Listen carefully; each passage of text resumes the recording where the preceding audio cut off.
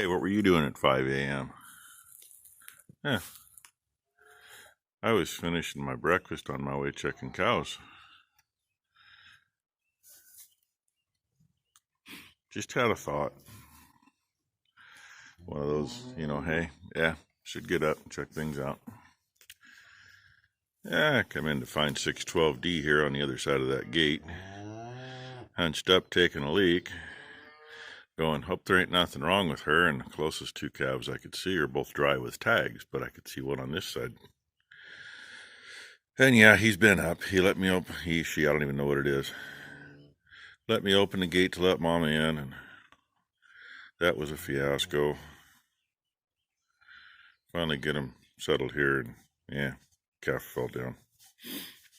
But good looking calf, decent sized calf. And yeah, you can't see it in the camera. Two of those forward dripping. So she was ready.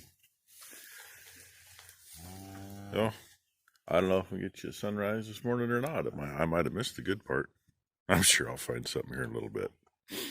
So there we got Tuesday morning. Starting out pretty good. Okay, here you go. I just walked out of the barn and got up here, and I thought I might want to show you. Yep, hey, it's white out again. Not too white yet. Probably hasn't set that hard yet. But there's your morning wake up. Start the day right. A couple duckies flew across. You probably didn't see, but they were, see if I can get my finger in the right spot. They were like right here going zoom. I hear them now. They're on the flyback. They're over by the trees closer. Yeah, number two got out of here already. She's on her way to school. I just had one of those feelings this morning, and I thought, I'm having a problem. She really can't be late to school, but maybe I'll end up talking to her instructor and explain the facts of life so she don't get in trouble. Then get in there and say, first thought was, oops, that cow's all humped up. How come? There's an issue. That she's like 2/3 or 3/4 clean by the looks of what she got hanging out. So, and it's a bull calf. So, we're quite a ways ahead on bulls, which is a good thing. As long as we keep some good enough heifers. And actually, that cow this morning, her grandmother was around a long time, and number one, don't like her, but she's been a pretty good cow. She's put some good calves on the ground. She could have put a heifer on the ground, but it is what it is. Okay, but hey, it's chilly out here. I'm gonna go back in the shop where it's a little bit warmer. I'm a little late. Would have been prettier about 5 minutes ago with that bright orb still kind of in the trees, but yeah, getting brighter out there. Should be shining up here pretty good. There you go. Okay, back to work. I'm showing you me actually making any parts. Still not going to. I'm just going to show you what I'm going to do. It's going to go like that. This will bolt on one of the cross members under the cab. That's going to get a plug in that end. That gets a T DOT connection in it. That gets a straight one, which will go over to the treadle pedal. This one will be the incoming and teed up to go to the park brake valve.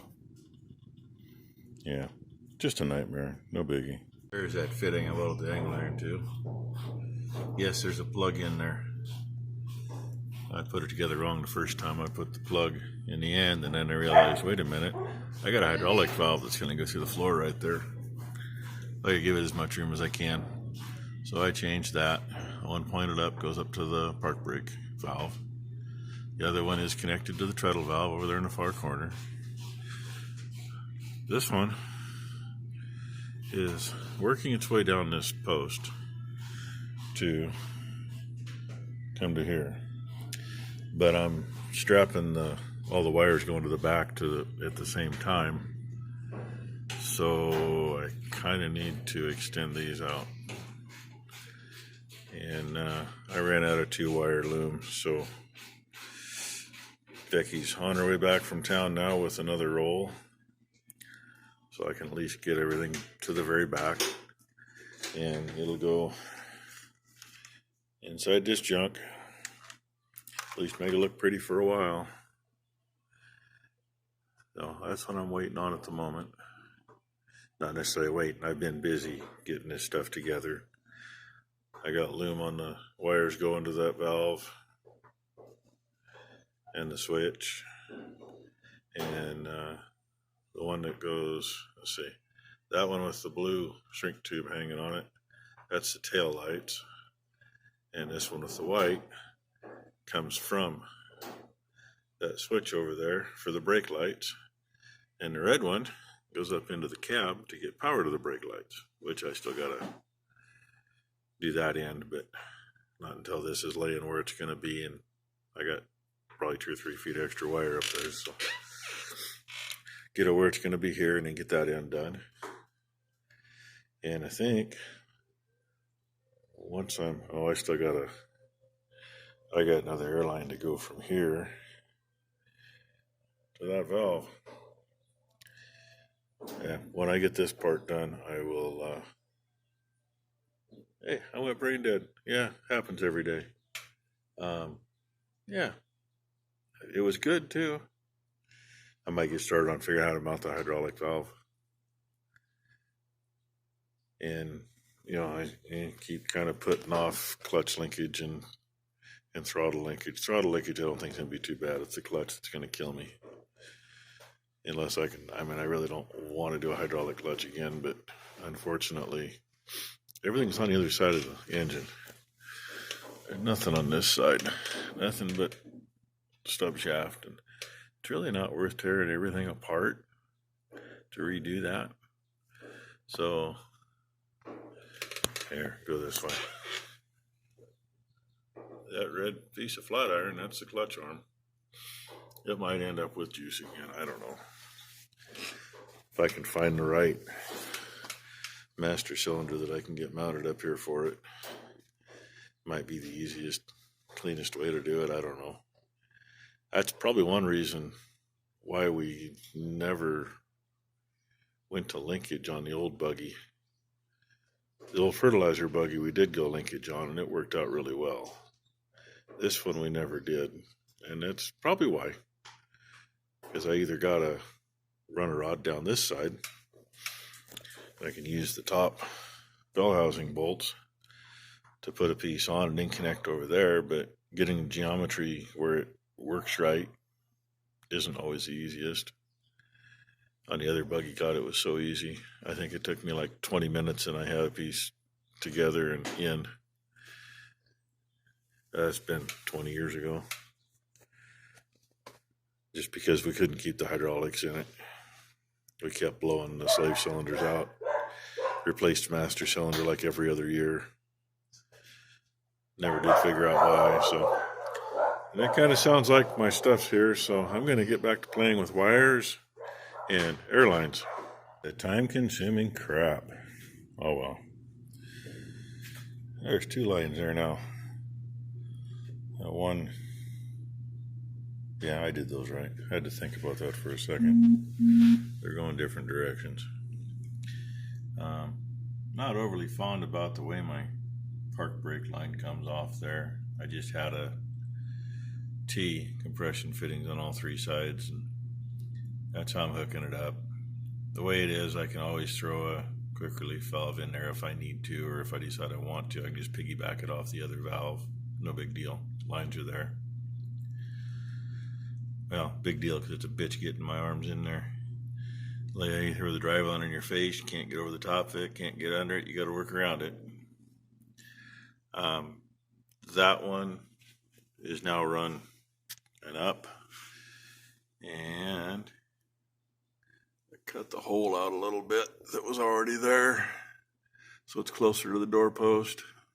I got to put something around that, protect it, but roll of wire sitting, or roll of pipe sitting right there, tubing. Goes to that bottom one right there.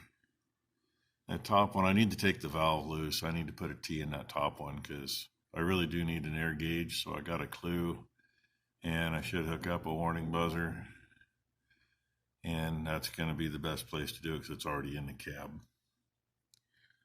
Just piggyback it off of that, and you know, try not to break it off. Just be a T with probably 2 T's.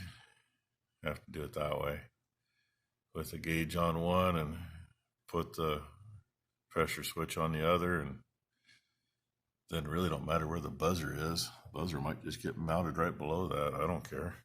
Just got to run a wire to it. Not like it's very far to run a wire, right? Oh yeah, and that red wire, that's the one that I was dinking with down here. I still got to hook it up in there. So anyway, there's that much. I need to, I still got to make a hydraulic drive air compressor and get a electric valve. We just let it bypass, and well, on the other one we did because our valve was normally open, if I remember right. So anyway, you just use a regular pressure switch like your well pump's got, or an air compressor, and it just turns the valve on or off. And I plan on putting the pressure switch out of this one down here. Should be enough for him to run a elbow in there and put a switch right on top of it. Protected. Cheap and easy. And sure as heck, I'll set that foam mark tank on top of there and have trouble with one. But and since there's one out here, I'm going to put a coupler out here just so, you know, it doesn't hurt to have air when you're somewhere. And if I ever end up with a small tank, I'll end up doing some changing over here, because I really would rather have a small wet tank and then the 2 big tanks for storage. But because I know what you need. The other buggy, I started out with a wet tank and 1 tank about this size, and it didn't work out too well. I ended up putting another tank on it, which is actually, in all seriousness, I had some big zip ties. It is zip tied to the fender. It's just a holding tank. It's got 1 line going into it, and that's it. It's just there for storage. So anyway, and a bigger mess. I'm not going to mess with that tonight. I'm going in. It's after 6, so that's late enough for me today. Oh yeah, I got the bike out of the way. Solenoid click, starter don't turn, but you can bypass it. You can't jump it at the solenoid, which is weird. But you can bypass it and go direct to the starter, and it turns over just fine. So I don't know what the hell happened. It worked fine before they brought it in. I don't know if, you know, freaking rats in the barn, or if she hit something she shouldn't have hit, or what. Oh, yeah, I can show you this too. Hey, there's the view from here. There's all my wires. There's one more of these grade 2 wires. It's, I think it's right in here somewhere. It's not too far though. It's in here. Got all them back here, and I just finished zip tying those. I figured these old frame rails off the old buggy had holes in them. There's 3 spots there from the front. It needs another one about here. So drill a hole in there later. I'd rather have all that stuff fastened to the actual chassis, but I don't plan on taking this tank off here. You know, it was on the other one for, well, it did come on and off for a lot of years because it did double duty. And then we made a new cradle for it because the old cradle was junk. But that didn't come off the other buggy for at least 30 years. So if it ever does have to come off, it just means you either leave these rails on and unbolt it here, or you go through and cut the zip ties. But I think the lights are going to end up mounted off the rails up here. Keep them up off the ground, you know. Oh well, we will see. Thanks for watching, everybody.